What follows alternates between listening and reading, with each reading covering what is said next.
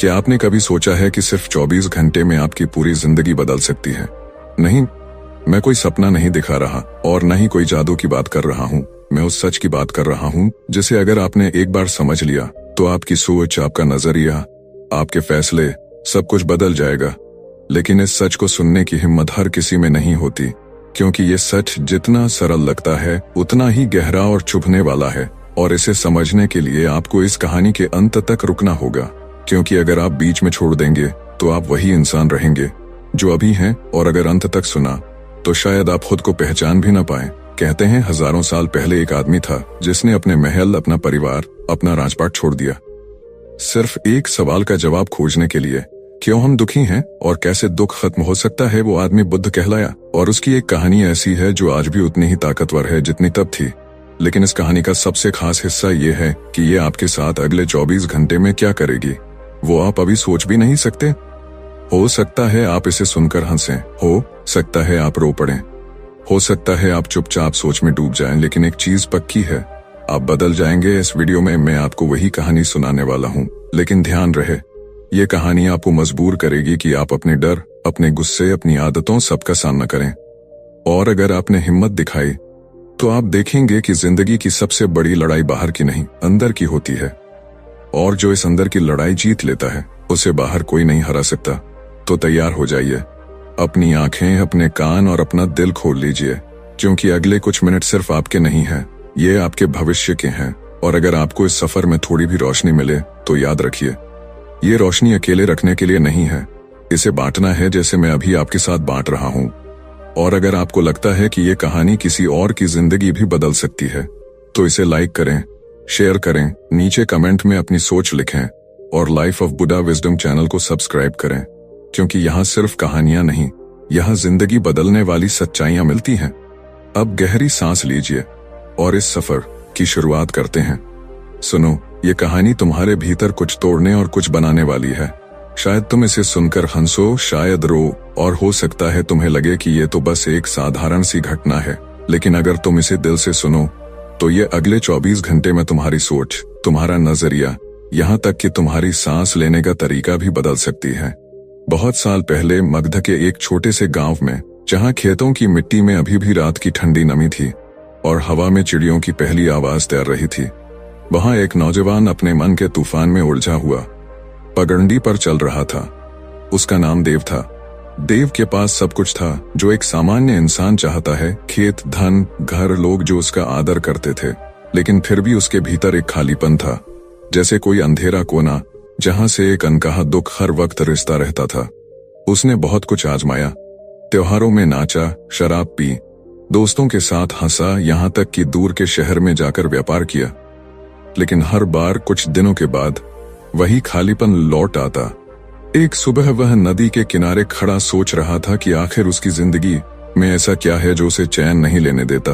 तभी गांव में खबर फैली, आज बुद्ध इस रास्ते से गुजरेंगे। लोग खेत खलिहान छोड़कर रास्ते के किनारे इकट्ठा होने लगे, बच्चे पेड़ों पर चढ़ गए और औरतें थाल में फूल लेकर खड़ी हो गईं।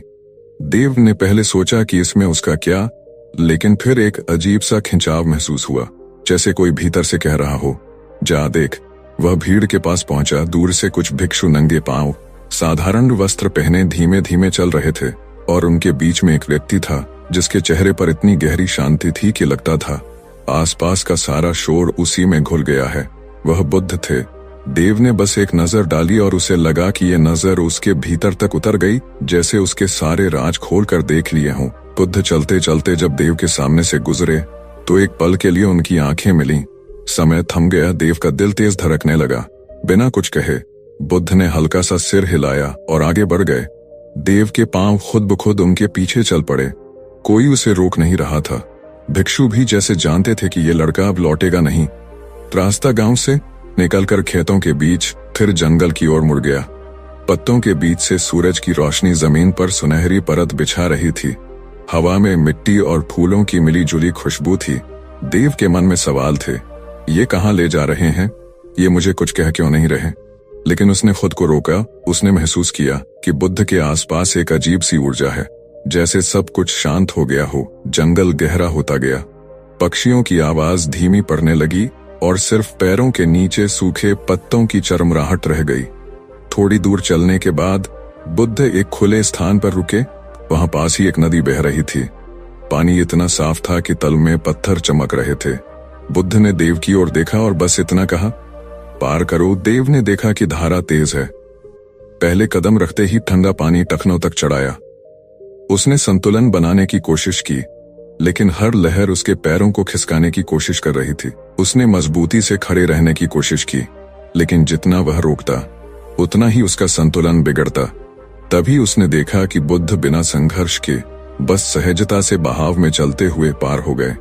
देव ने भी एक पल के लिए खुद को ढीला छोड़ दिया और उसने पाया कि पानी उसे संभाल रहा है, जैसे जीवन खुद उसे पार ले जा रहा हो। किनारे पहुंचने पर बुद्ध ने कहा, जीवन भी ऐसा ही है।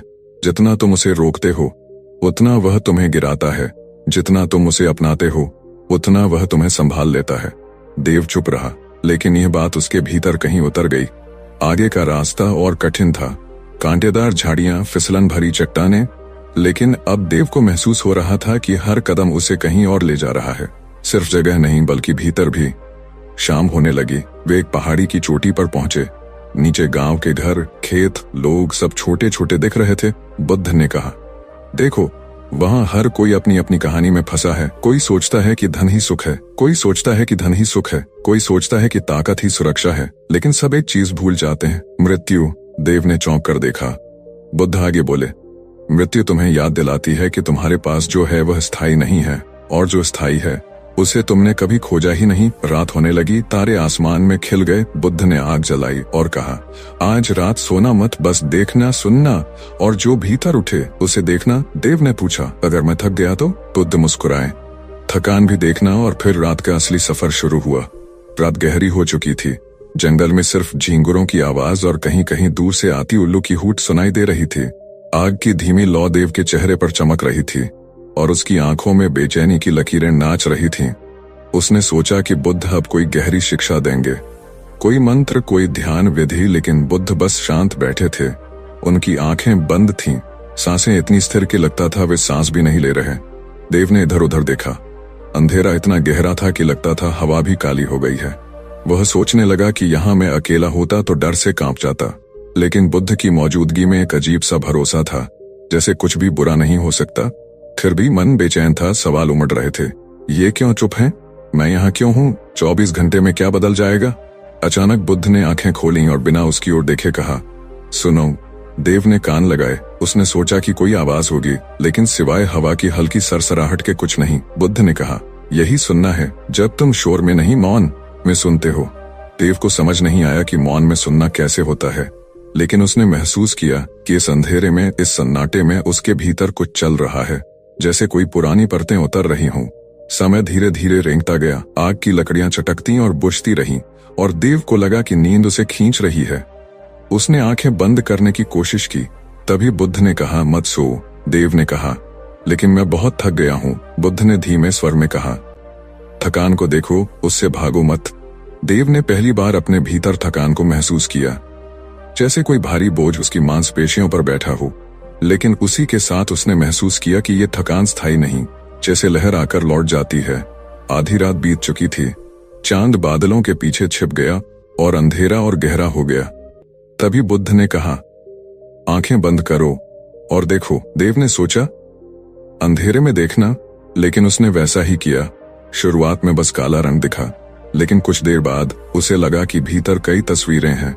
बचपन की, माँ के हाथ से खिलाए खाने की, पिता की डांट की, दोस्तों के साथ हंसी की। लेकिन फिर वो तस्वीरें बदलने लगीं।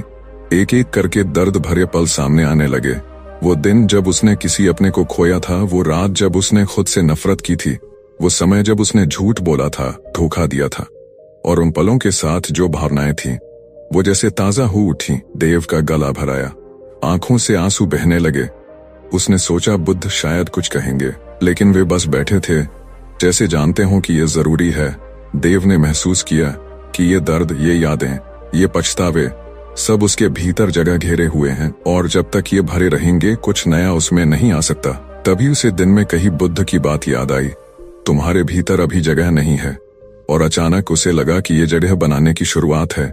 घंटों तक वो बैठा रहा, अपने भीतर की परतों को देखते हुए, कभी हंसते हुए, कभी हंसते हुए, कभी रोते हुए, कभी बस खालीपन में डूबते हुए भोर से पहले।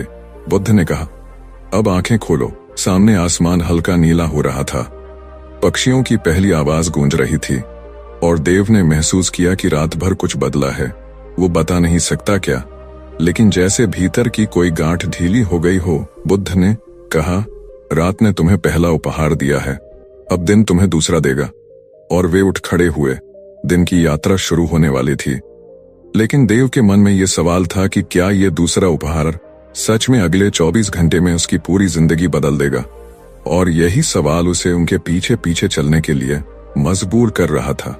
सुबह की हवा में हल्की ठंडक थी, पेड़ों की पत्तियों पर ओस की बूंदें सूरज की किरणों से चमक रही थीं, जैसे किसी ने छोटे छोटे मोती बिखेर दिए हों। देव के चेहरे पर रात भर की जाग के कारण थकान थी, लेकिन भीतर कहीं एक हल्कापन भी था, मानो उसने कोई पुराना बोझ उतार दिया हो। बुद्ध ने कुछ नहीं कहा, बस नदी की ओर चल पड़े। देव उनके पीछे पीछे। रास्ते में पक्षियों की चहचहाहट, दूर से आती गऊओं की घंटियों की टनटन और बीच बीच में हवा का तेज झोंका। देव के मन में सवाल था कि ये दूसरा उपहार क्या होगा, लेकिन उसने अब सवाल करने की आदत पर काबू पाना शुरू कर दिया था। नदी के किनारे पहुंचकर बुद्ध ने कहा, बैठो। देव बैठ गया। पानी की लहरें किनारे से टकराकर मीठी सी आवाज कर रही थीं। बुद्ध ने कहा, देखो। देव ने पानी में झांका। पहले उसने अपना चेहरा देखा, लेकिन लहरों के कारण चेहरा हिल रहा था, विकृत हो रहा था। बुद्ध ने कहा, यह तुम्हारा मन है, अशांत, हिलता हुआ। तुम खुद को सही तरह से देख ही नहीं सकते जब तक ये शांत न हो। देव ने चुपचाप पानी को देखना शुरू किया। कुछ देर बाद जब सांसें धीमी हुई, मन थोड़ी देर के लिए ठहर गया, तब पानी का चेहरा स्थिर हुआ और उसने खुद को साफ साफ देखा। अचानक बुद्ध ने पास पड़ी एक छोटी सी लकड़ी उठाई और पानी में डाल दी। लहरें फिर से उठ गईं, चेहरा टूट फूट गया। बुद्ध ने कहा, जीवन में हर घटना, हर शब्द, हर विचार एक लकड़ी की तरह है जो तुम्हारे मन के पानी में गिरती है और तुम फिर से खुद को खो देते हो। अगर तुम सीख जाओ कि लहरों के बावजूद खुद को देखना, तो तुमने दूसरा उपहार पा लिया। देव को लगा कि यह सुनने में आसान है, लेकिन जीने में कठिन।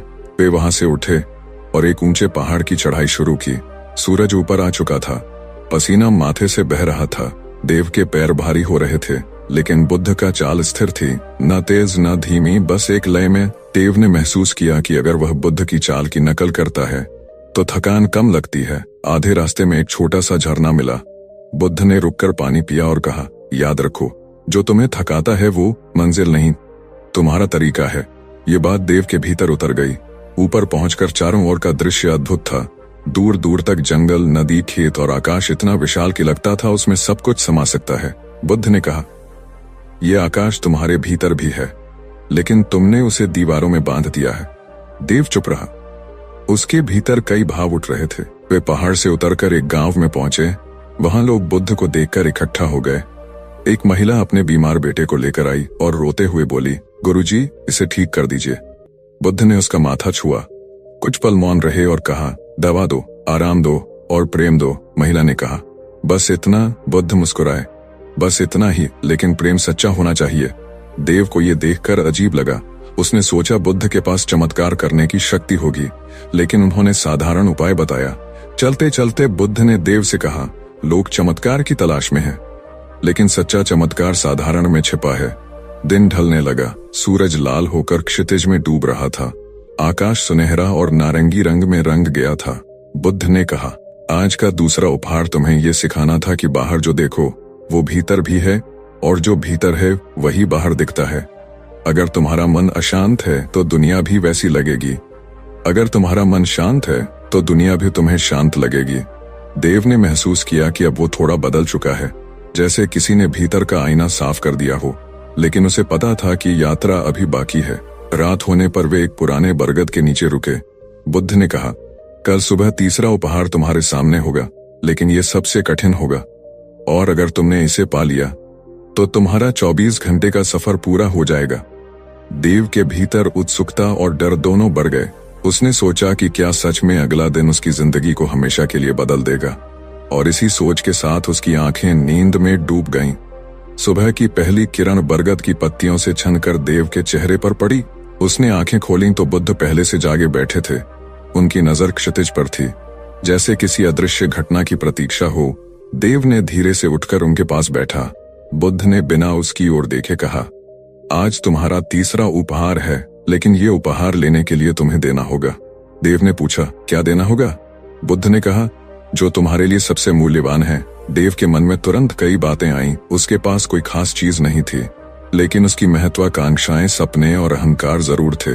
क्या वही देना होगा? लेकिन बुद्ध ने और कुछ नहीं कहा। वे उठे और जंगल के गहरे हिस्से की ओर चल पड़े। रास्ता घना था, सूरज की रोशनी मुश्किल से जमीन तक पहुंच रही थी। पक्षियों की आवाज भी कम हो गई थी, जैसे जंगल खुद मौन हो गया हो। कुछ घंटे बाद वे एक खुले मैदान में पहुंचे। वहां एक बूढ़ा आदमी जमीन पर बैठा रो रहा था। उसके पास टूटा हुआ मटका पड़ा था और पानी पूरी तरह बह चुका था। बुद्ध ने पूछा, क्यों रो रहे हो?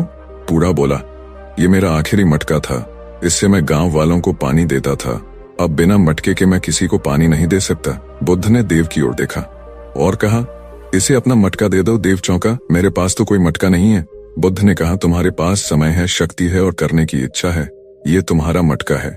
देव को समझ नहीं आया कि बुद्ध क्या कह रहे हैं, लेकिन उसने बूढ़े की मदद करने का निश्चय किया। वे दोनों पास के गांव गए। देव ने अपने हाथों से मिट्टी खोदी, पानी मिलाया और बूढ़े के साथ मिलकर नया मटका बनाया। इसमें घंटों लग गए, हाथ गंदे हो गए, कपड़े मिट्टी से भर गए, लेकिन जब मटका तैयार हुआ, बूढ़े की आंखों में कृतज्ञता चमक उठी। बुद्ध ने कहा, यह तुम्हारा तीसरा उपहार है, देने की शक्ति। वे वहां से लौटे और रास्ते में बुद्ध ने कहा, जब तुम बिना किसी स्वार्थ के देते हो तो तुम अपने भीतर का खालीपन भरते हो।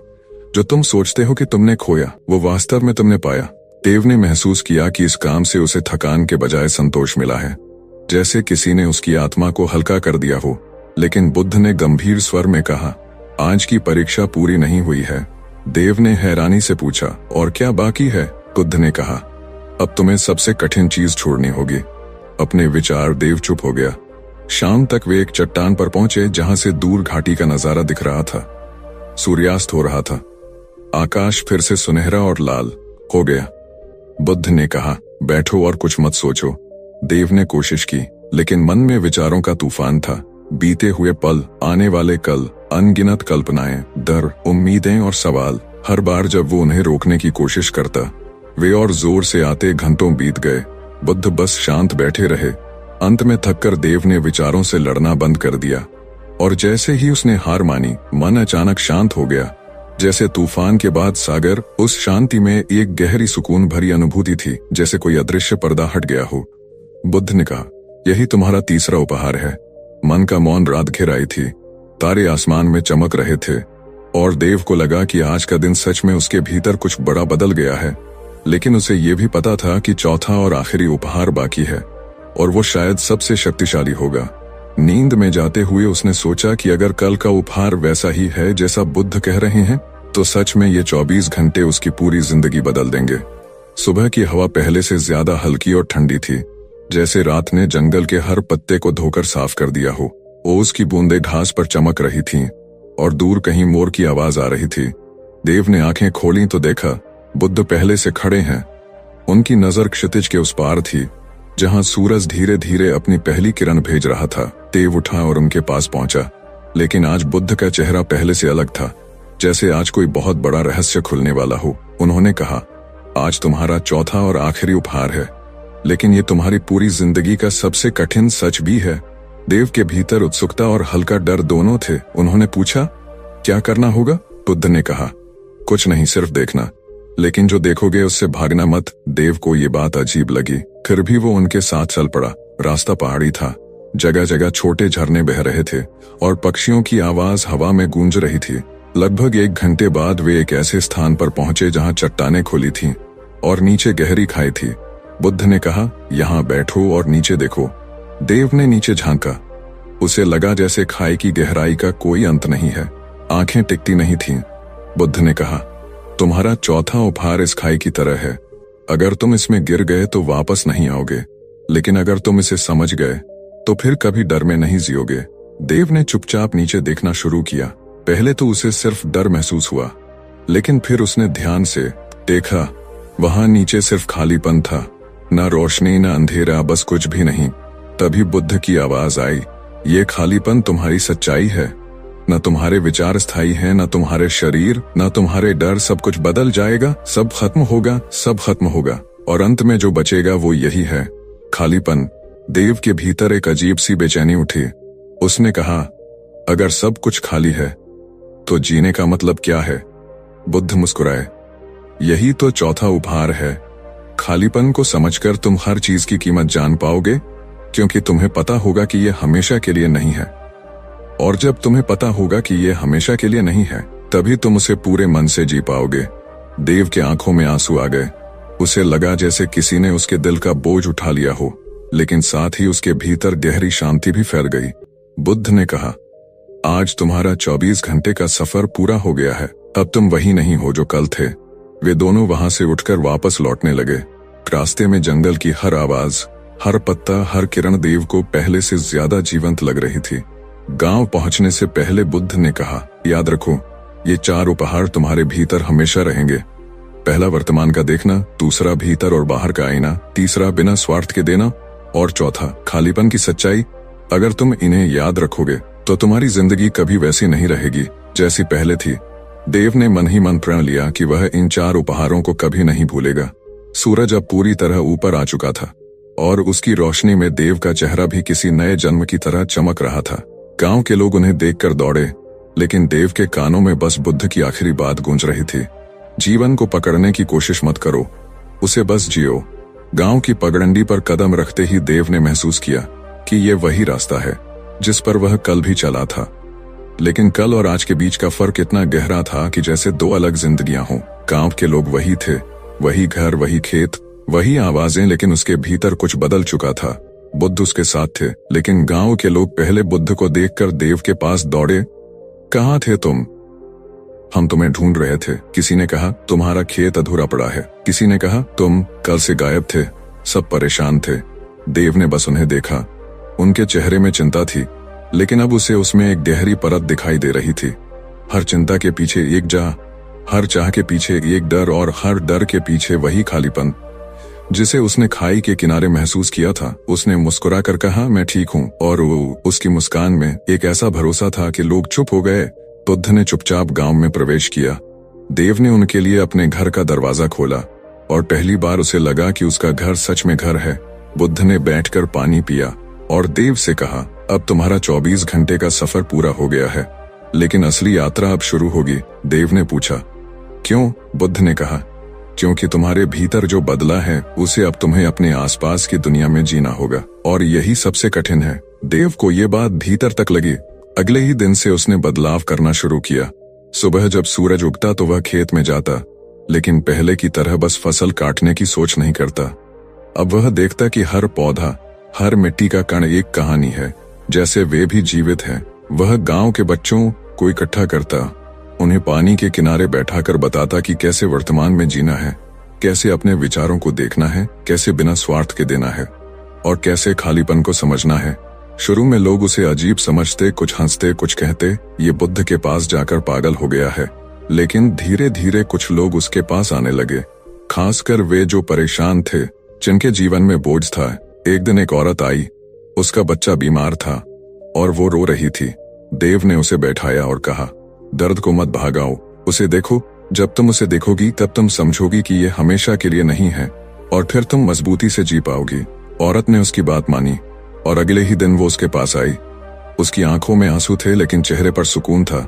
देव ने महसूस किया कि बुद्ध का दिया तीसरा उपहार, बिना स्वार्थ के देना, अब सच में उसके जीवन का हिस्सा बन रहा है।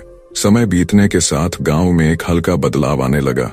लोग एक दूसरे को सुनने लगे, छोटे छोटे झगड़े खत्म होने लगे। खेतों में काम करते समय लोग हंसते हुए बातें करते। लेकिन इस बदलाव के बीच एक दिन खबर आई कि पास के गांव में भारी सूखा पड़ गया है। वहां के लोग भूख से परेशान हैं। गांव के कुछ लोग बोले, हमारे पास भी ज्यादा नहीं है, हम कैसे दें? देव चुप रहा, फिर बोला, हमारे पास जो है उसका कुछ हिस्सा देकर हम खाली नहीं होंगे, बल्कि भर जाएंगे।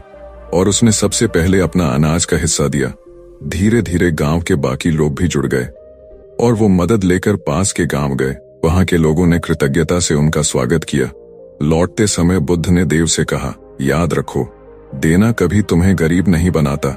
उस रात देव ने महसूस किया कि 24 घंटे में मिला ज्ञान अब उसकी सांसों में घुल चुका है। और शायद ये ज्ञान सिर्फ उसके लिए नहीं बल्कि पूरे गांव के लिए था। चांदनी में बैठे उसने सोचा, अगर 24 घंटे में ये हो सकता है तो बाकी जिंदगी में क्या नहीं हो सकता। दिन धीरे धीरे बदल रहे थे। गांव में हल्की हल्की शांति फैल रही थी, लेकिन हर बदलाव की तरह इसके भी विरोधी थे। कुछ लोग देव के बारे में कहते, ये बहुत बड़ा ज्ञानी बन गया है, लेकिन खेती का क्या होगा। कुछ कहते, ये सब बातें पेट नहीं भरती। देव सुनता लेकिन प्रतिक्रिया नहीं देता। एक दिन सुबह सुबह गांव में शोर मचा। खेत के किनारे आग लग गई थी। सूखी घास और तेज हवा ने आग को फैलाना शुरू कर दिया। लोग घबरा गए। हर कोई अपने खेत बचाने में लग गया, लेकिन किसी को नहीं पता था कि आग कहां से शुरू हुई। देव ने देखा कि लोग अपने अपने हिस्से में लगे हैं, कोई दूसरों की तरफ ध्यान नहीं दे रहा। उसने जोर से कहा, अगर हम सिर्फ अपना खेत बचाएंगे तो किसी का भी खेत नहीं बचेगा। हमें मिलकर आग बुझानी होगी। कुछ लोग पहले हिचकिचाए, लेकिन फिर देव के साथ दौड़ पड़े। उन्होंने पानी की बाल्टियां पास पास खड़ी कर दी और लाइन बनाकर एक के बाद एक पानी डालने लगे। कई घंटे तक संघर्ष के बाद आग काबू में आई। लोग थक कर जमीन पर बैठ गए। उनके चेहरे काले पड़ गए थे, लेकिन आंखों में राहत थी। तभी एक बूढ़ा आदमी बोला, आज अगर हम सब साथ न होते तो गांव जल गया होता। देव ने मुस्कुराकर कहा, ये वही है जो बुद्ध ने सिखाया था, बिना स्वार्थ के देना और साथ मिलकर जीना। लेकिन उसकी नजर में एक सवाल था, ये आग आई कहां से। कुछ बच्चों ने बताया कि उन्होंने एक आदमी को सूखी घास में अंगारा फेंकते देखा था। देव ने तुरंत समझा कि बदलाव को हर कोई स्वीकार नहीं करता। बुद्ध उसके पास आए और बोले, यह तुम्हारी अगली परीक्षा थी। जब ज्ञान फैलता है तो अंधेरा और भी जोर से हमला करता है, लेकिन अगर तुम शांत रहो तो अंधेरा खुद हार जाएगा। उस रात देव आग की रोशनी में बैठे सोच रहा था कि 24 घंटे में मिला ज्ञान अब उसके लिए जिम्मेदारी बन गया है। अगले दिन उसने गांव में बैठक बुलाई। उसने कहा, अगर हम चाहते हैं कि ये शांति और सहयोग बना रहे तो हमें हर मुश्किल में साथ खड़ा होना होगा, चाहे वो सूखा हो, आग हो या मन का डर। लोग सहमत हुए और उन्होंने तय किया कि हर हफ्ते एक दिन सब मिलकर गांव के काम करेंगे। धीरे धीरे ये परंपरा बन गई। और सबसे आश्चर्य की बात यह थी कि जो लोग पहले विरोध कर रहे थे वे भी इसमें शामिल हो गए। लेकिन देव जानता था कि असली चुनौती अभी बाकी है, क्योंकि बदलाव बाहर से नहीं अंदर से टूटता है। और जब किसी के भीतर का डर या लालच जागता है तो वो सबसे खतरनाक आग बन सकता है। बुद्ध ने चुपचाप उसकी ओर देखा और कहा, तुम्हें अब अगली लहर के लिए तैयार रहना होगा। देव ने सिर हिलाया, लेकिन मन में सोच रहा था कि आगे क्या आने वाला है।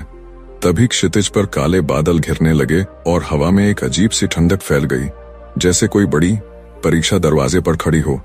काले बादल पूरे आसमान पर छा गए थे।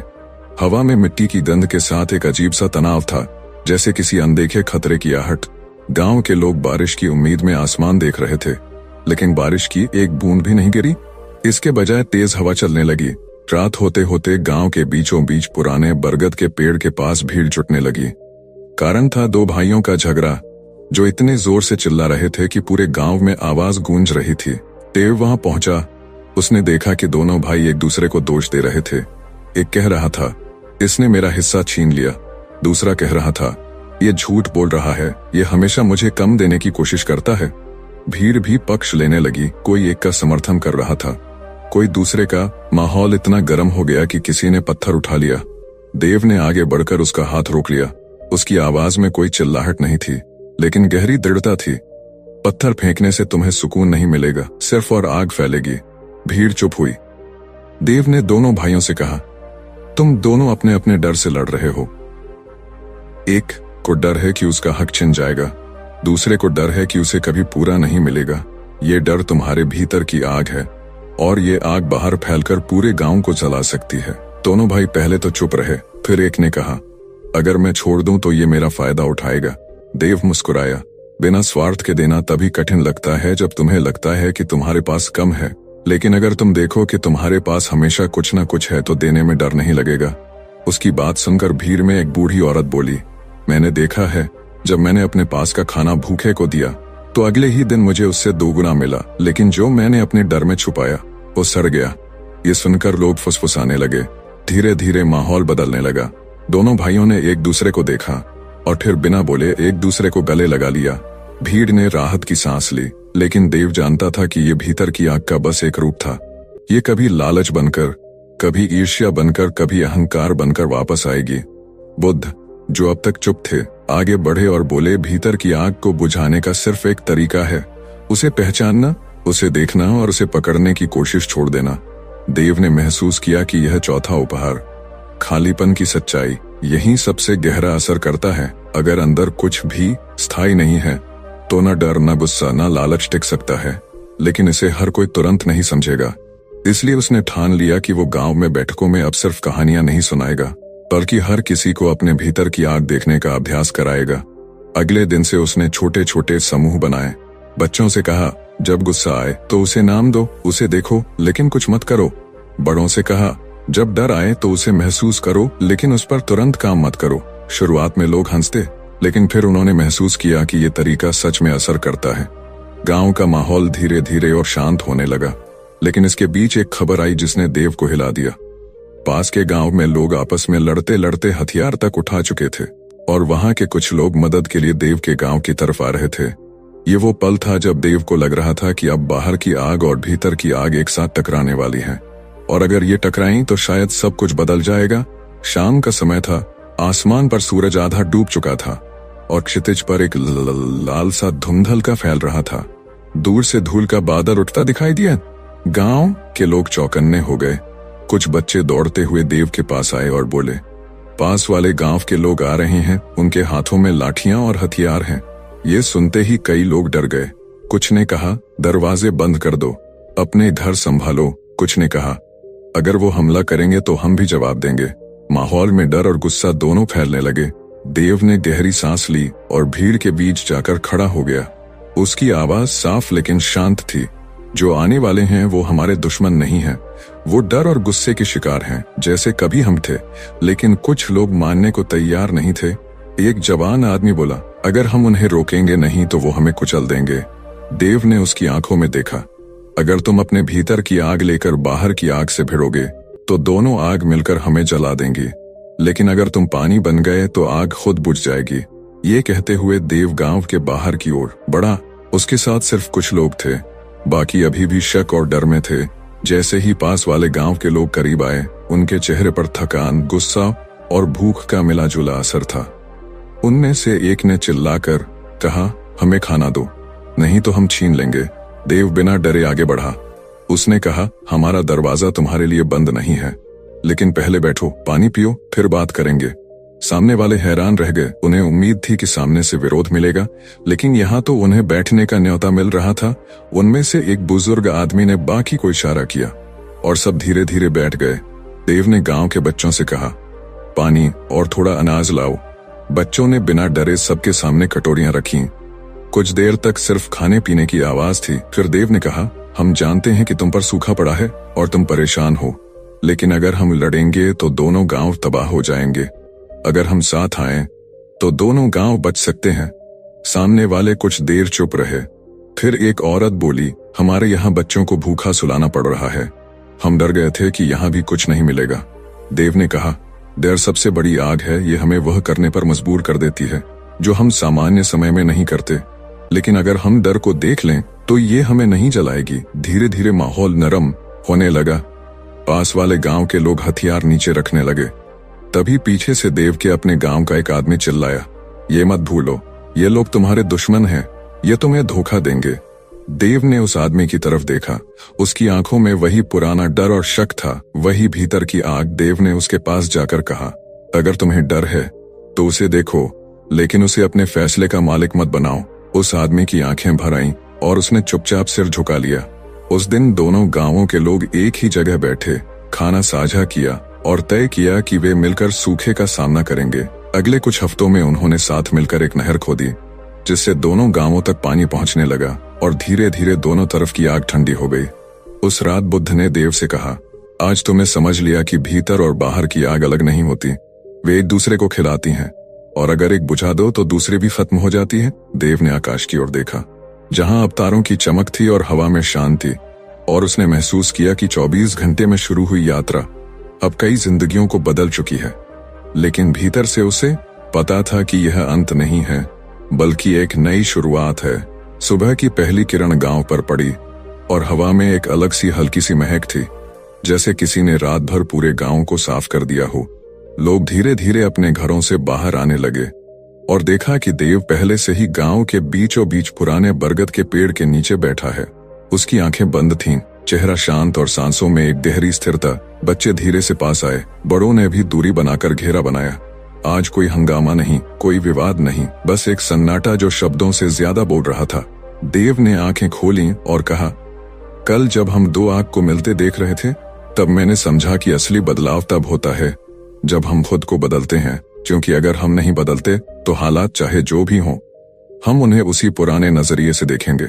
लोग ध्यान से सुन रहे थे। किसी ने पूछा, लेकिन बदलाव शुरू कहां से हो? देव ने मुस्कुराकर कहा, देखने से, सिर्फ देखने से। जब तुम गुस्सा देखो तो उसे पहचानो, जब डर देखो तो उसे पहचानो, जब लालच देखो तो उसे पहचानो और फिर उसे पकड़ने की कोशिश मत करो। एक औरत ने कहा, लेकिन अगर मैं ऐसा करूं तो क्या मैं ऐसा करूं तो क्या मैं कमजोर नहीं बन जाऊंगी? देव ने कहा, कमजोर वो होता है जो अपने डर के हिसाब से फैसले लेता है। मजबूत वो है जो डर को देख सकता है और फिर भी अपने दिल के हिसाब से चल सकता है। उसकी आवाज में कोई जोर नहीं था, लेकिन असर गहरा था। तभी बुद्ध पास आए और बोले, ये वही है जो मैंने वर्षों पहले समझा था और जिसे पाने के लिए मैंने अपना राजपाट, अपना परिवार, सब कुछ छोड़ा था। लेकिन याद रखो, ज्ञान पाने का मतलब ये नहीं कि तुम दुनिया से भाग जाओ। इसका मतलब है कि तुम दुनिया के बीच में रहकर भी अडिग रहो। गांव में कुछ पल की चुप्पी छा गई। फिर एक बच्चा बोला, तो क्या अब कोई लड़ाई नहीं होगी? देव ने बच्चे की तरफ देखा। लड़ाई बाहर की कम होगी, लेकिन भीतर की लड़ाई हमेशा चलेगी। फर्क सिर्फ इतना होगा कि अब तुम जानते होंगे कि ये लड़ाई कैसे जीतनी है। ये सुनकर लोग धीरे धीरे उठने लगे, लेकिन आज उनके कदम हल्के थे, जैसे कंधों से कोई पुराना बोझ उतर गया हो। उस दिन से गांव में एक नई परंपरा शुरू हुई। हर सुबह बरगद के नीचे आधा घंटा सब चुपचाप बैठते, अपने भीतर को देखते और फिर दिन की शुरुआत करते। कुछ महीनों में ये बात आसपास के गांवों तक फैल गई। लोग दूर दूर से आने लगे और हर कोई साधारण सी प्रैक्टिस से अपने जीवन में बदलाव महसूस करने लगा। देव जानता था कि उसकी यात्रा का असली मकसद ये था कि ये ज्ञान सिर्फ उसके पास न रहे, बल्कि हर किसी तक पहुंचे। और धीरे धीरे ये 24 घंटे में मिला उपहार पूरे इलाके में फैल गया। बुद्ध ने एक दिन जाते जाते देव से कहा, अब तुम वो बन गए हो जिसकी इस गांव को जरूरत थी, लेकिन याद रखो, ये यात्रा कभी खत्म नहीं होती। देव ने सिर झुकाया और फिर आकाश की ओर देखा, जहां सूरज अब पूरी तरह निकल आया था। उसकी किरणें न सिर्फ धरती को बल्कि हर दिल को छू रही थीं। और इसी के साथ वो एक कहानी जो 24 घंटे में एक साधारण किसान को बदल गई थी, अब सैकड़ों लोगों की जिंदगी बदलने लगी। और शायद आने वाली पीढ़ियां भी इसे सुनकर अपने भीतर की आग को पहचान कर उसे बुझा सकें। तो अब आपने ये कहानी सुन ली। आपने हर शब्द अपने कानों से, हर भाव अपने दिल से महसूस किया। और अब सवाल ये है कि क्या आप वही हैं जो इस वीडियो को शुरू करते समय थे, या आप बदल चुके हैं? शायद आपको अभी लगे कि सब कुछ पहले जैसा ही है, लेकिन अगले कुछ घंटों में, अगली सुबह या किसी कठिन पल में आपको अचानक एहसास होगा कि आपके भीतर कुछ नया जन्म ले चुका है। वो नया नजरिया जो हर स्थिति में आपको देखने देगा कि असली लड़ाई बाहर नहीं, भीतर है। आपने देखा कि कैसे बुद्ध की एक साधारण सी लगने वाली सीख इंसान की पूरी जिंदगी बदल सकती है। लेकिन ये तभी होगा जब आप इसे सिर्फ सुनकर भूल ना जाएं, बल्कि इसे जीना शुरू कर दें। क्योंकि कहानी का असर तभी होता है जब वो आपके हर फैसले, हर प्रतिक्रिया, हर विचार में उतर जाए। हो सकता है कल जब कोई आपको गुस्सा दिलाने की कोशिश करे तो आप रुक जाएं। हो सकता है अगली बार जब डर आपको जकड़े तो आप उसे सिर्फ देखें। हो सकता है अगली बार जब लालच आपको बहकाए तो आप मुस्कुराकर उसे जाने दें। और उस पल आप समझेंगे कि बदलाव शुरू हो चुका है। ये 24 घंटे सिर्फ एक शुरुआत थे। अब असली यात्रा आपके हाथ में है। और अगर आपको लगता है कि ये कहानी आपके दिल तक पहुंची है, अगर आपको लगता है कि इसमें किसी और की जिंदगी बदलने की ताकत है, तो इसे अपने तक मत रखिए, जिसे दुनिया के साथ बांटिए। लाइक कीजिए, शेयर कीजिए, नीचे कमेंट में लिखिए कि आपको किस हिस्से ने सबसे ज्यादा छुआ। और हाँ, life of Buddha wisdom channel को सब्सक्राइब करना मत भूलिए, क्योंकि यहाँ सिर्फ कहानियां नहीं मिलती, यहाँ वो चाबी मिलती है।